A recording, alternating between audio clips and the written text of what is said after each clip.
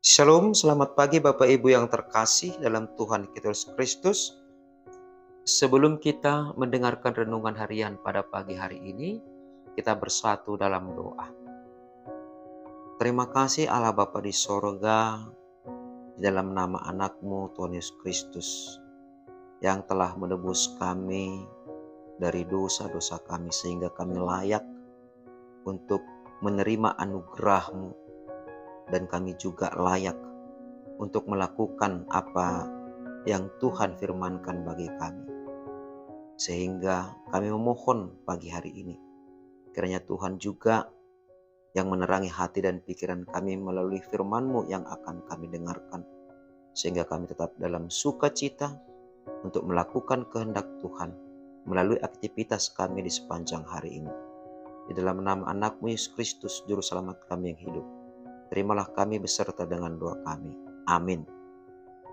Bapak Ibu jemaat yang terkasih di dalam nama Tuhan kita Yesus Kristus, dimanapun berada pada pagi hari yang berbahagia ini, yang dapat kami sapa melalui channel YouTube ini, firman Tuhan yang menjadi renungan harian bagi kita pada pagi hari ini, Selasa tanggal 13 Februari tahun 2024, yaitu tertulis dalam kitab Yesaya pasal 52 ayat 7 yang berbunyi demikian.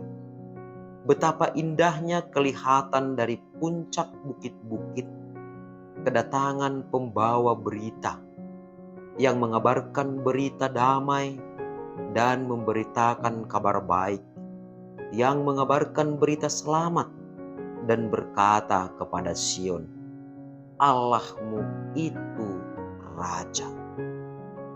Bapak Ibu jemaat yang terkasih dalam Tuhan kita Yesus Kristus, situasi yang dihadapi bangsa Israel pada saat itu adalah di mana mereka ketika tertawan oleh bangsa Asyur dan juga kemudian akan terbuang ke Babel oleh karena dosa mereka di hadapan Allah.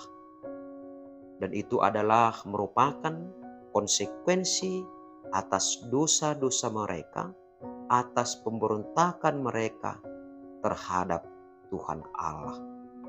Nah, tetapi Tuhan tidak selamanya marah, dan Tuhan tidak membiarkan bangsanya juga berlama-lama di dalam hukuman. Dan dengan segera Tuhan membawa bangsanya kembali ke tanah kelahiran mereka, yaitu Yerusalem. Berita keselamatan itulah yang menjadi berita sukacita bagi Nabi Yesaya dan juga bagi bangsa Israel, sehingga melihat kaki para pembawa berita tentang kedamaian, berita tentang kabar baik, berita tentang keselamatan mereka. Kembalinya mereka dari pembuangan itu adalah merupakan sebuah kedaulatan Tuhan yang selama ini mereka ragukan, yang selama ini mereka bimbang akan kepulangan mereka kembali, akan keselamatan mereka dari perbudakan selama di pembuangan Babel. Tetapi ketika para pembawa berita itu datang membawa berita sukacita, berita yang penuh damai, maka bangsa itu akan melihat kembali, benarlah Allah lah yang bertahta sebagai raja di tengah-tengah bangsa itu. Meskipun selama ini seolah-olah raja-raja di sekitar mereka dapat menawan mereka, bahkan menjadikan mereka menjadi budak di pembuangan. Tetapi melalui keselamatan mereka, sekali lagi Allah menyatakan kedaulatannya, Allah menyatakan kasihnya, Allah menyatakan kemahakuasaannya atas segala ciptaannya. Nah, itulah yang membuat Nabi Yesaya dan juga bangsa itu layak untuk bersuka cita saat melihat kedatangan pembawa berita itu melangkah di puncak bukit-bukit, memberitakan tentang keselamatan itu kepada saudara-saudara mereka. Nah, tentu apa yang menjadi pesan kepada kita sebagai orang yang telah melihat keselamatan yang telah dinyatakan di dalam penebusan Yesus Kristus di kayu salib. Tentunya Bapak Ibu Jemaat, saudara yang terkasih dalam Tuhan kita Yesus Kristus, kita juga terpanggil sebagai pembawa berita yang mengabarkan kedamaian, yang mengabarkan kabar baik, yang mengabarkan keselamatan, bahwasanya keselamatan kita hanyalah berasal dari Allah.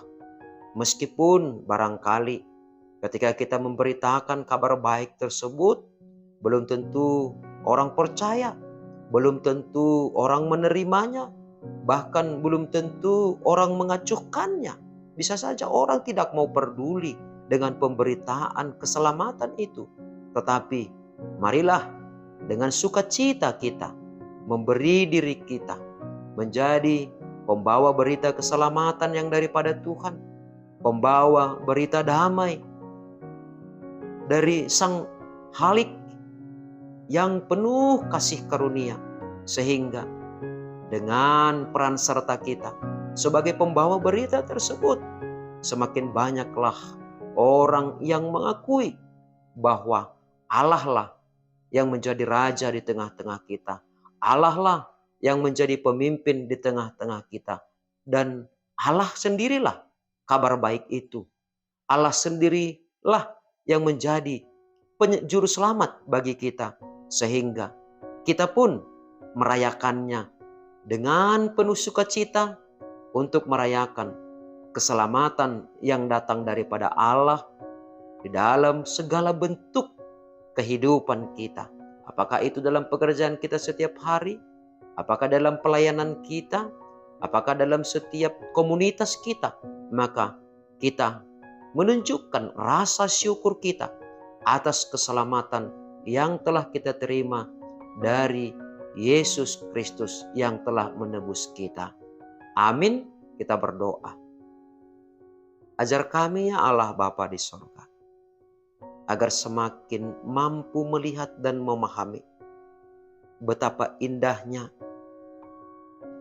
pemberita kabar baik yang mengabarkan tentang kedamaian dan juga keselamatan yang daripadamu.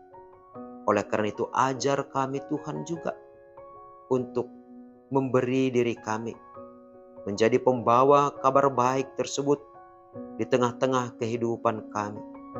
Di saat ada saudara kami yang letih lesu, yang kurang bersemangat, biarlah kabar baik yang daripadamu itu yang menjadi kekuatan bagi kami, bagi saudara kami, sehingga kami dapat melihat hanya keselamatan yang daripadamu lah yang menumbuhkan semangat, motivasi, dan juga sukacita bagi kami di dalam mengerjakan pekerjaan kami seturut kehendak-Mu di sepanjang hari ini.